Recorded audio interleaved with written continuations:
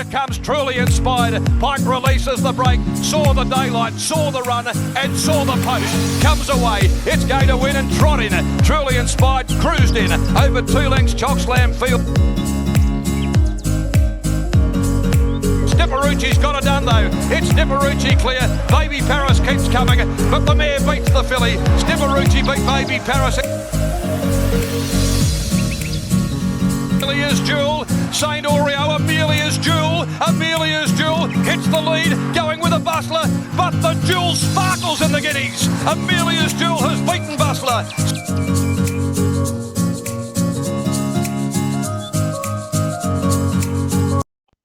Welcome back to the channel, everybody, for Group 1 Northerly Stakes Day. How short will Amelia's Jewel get, or how far will she drift, depending on the barrier? But I still think she's a very good chance to take out the feature with a lot of other winners to be found on the card. So let's get into them and find them. Race number 1 at Ascot is a Magic Millions plate over 1,000 metres for the youngsters here. And I'm with Generosity, the first starter for Simon Miller and Turner. With 54 kilos, barrier 6 should be running really well. Stable generally don't misfire with their 2-year-olds.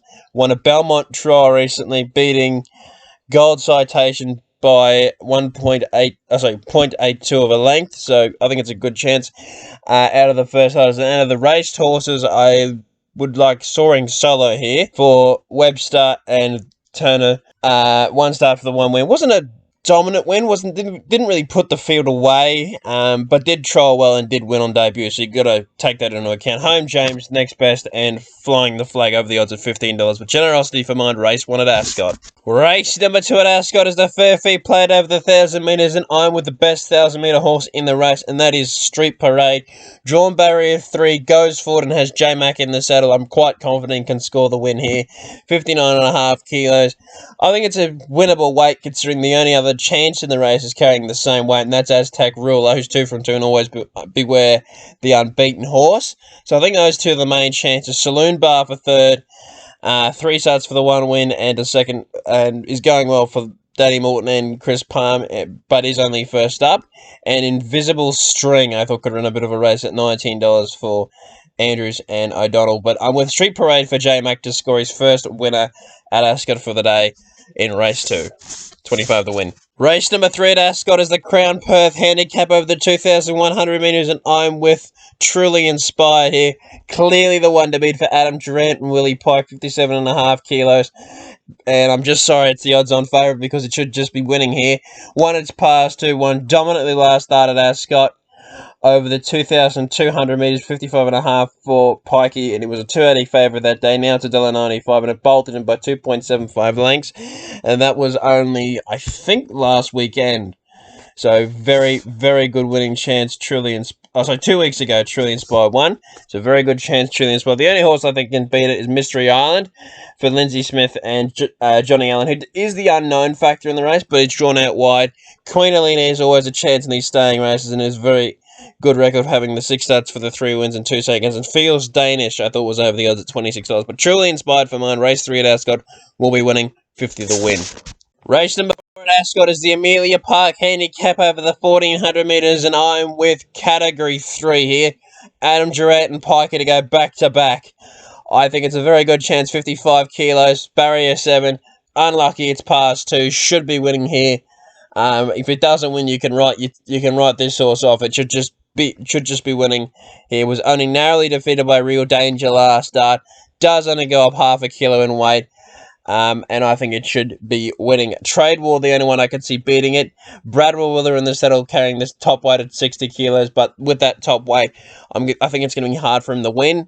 Mojo Rhythm and Birdieagle, I thought, were the 2 that could run a race at odds. Particularly Mojo Rhythm, he's always been in the placings and he's a good chance here first up to run another place for the Pierce team, and Joey has a party, so can run well. But I'm with category 3, race 4 at Ascot, 30 the win for Pikey. Race number 5 at Ascot, and I'm with Karalee Rocks here for Colin Webster and Jordan Turner. Should be winning here, 3 from 4. Very dominant at its past 2. If it's in range on the turn, I think it just wins here. Barrier 10, no issue, will be on the outside of the horses and will be streaking home with 57.5. Lightweight, good chance, open favourite, and should be winning here. For second, I've got Mia Viamont. I think it's a very good chance here. Always in the placings and will run a consistent race here. Noble Lawrence and Colossal, the two I thought were over the odds at 14 and 10 respectively, but I'm pretty keen here on Karalee to score race 5 at Ascot, 25 the win. Race number 6 at Ascot, and it's a Tour Edge handicap over the 1600 metres, and I'm with Zephyra here. Unlucky it's past 2, particularly last that where it got the gates shut on it. Nowhere to go from the inside barrier. It was a 2-horse race that day between Zephyra and Zephyra, but Zephyra had the clear running and won pretty comprehensively for Pikey. And I think staying down in the weights, outside barrier, this horse is the one to beat.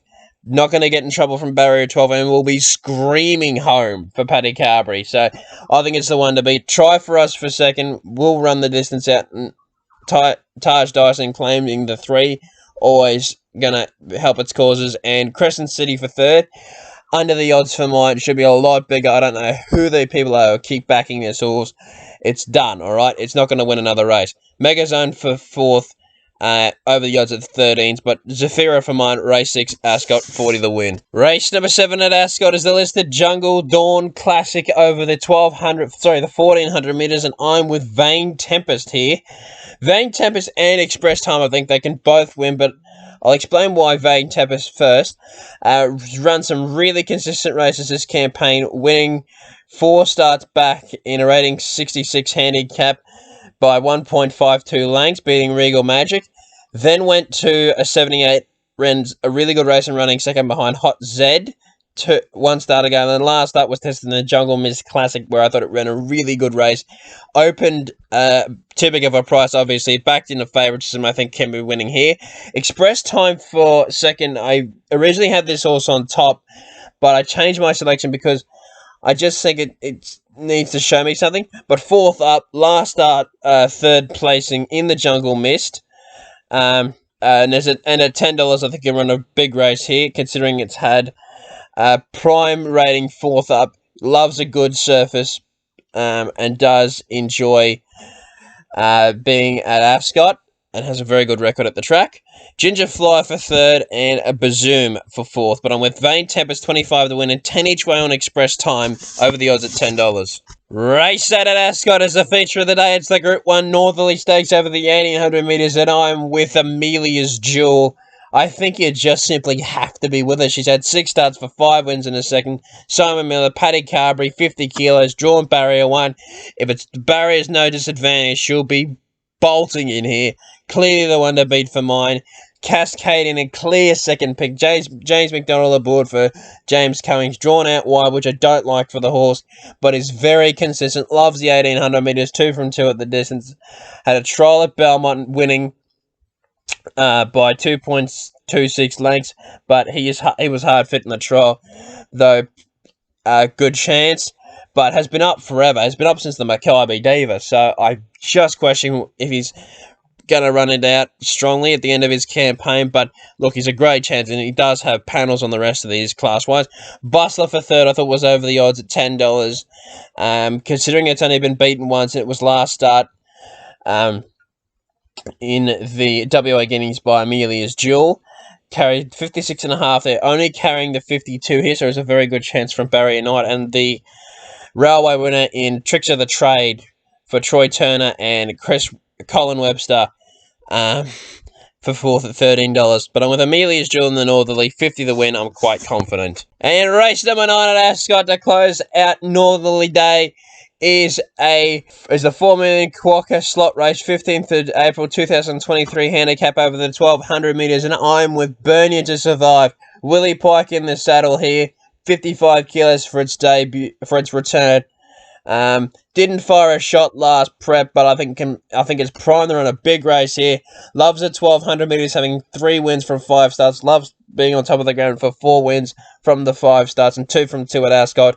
And has a good record first up, 3 starts for a win and a third. So I think it's the one to beat in the last and should be winning for Pikey. Can't Be Done, I thought was over the odds at $9.50 because considering it ran a really good race last start. And I think it's a very good chance again here. Cash Away, I thought, was under the odds at fourth, winning at one about probably 6 to back it, and Flying Missile for fourth. But Bernie to survive, clearly the one to beat in the last, 25 to win, and 10 to place on Can't Be Done. Thank you for watching the preview for Group 1 Northerly Stakes Day. I hope you've enjoyed it, and I hope I found some winners for you, and I'll see you next week, and for both the previews from Victoria and WA.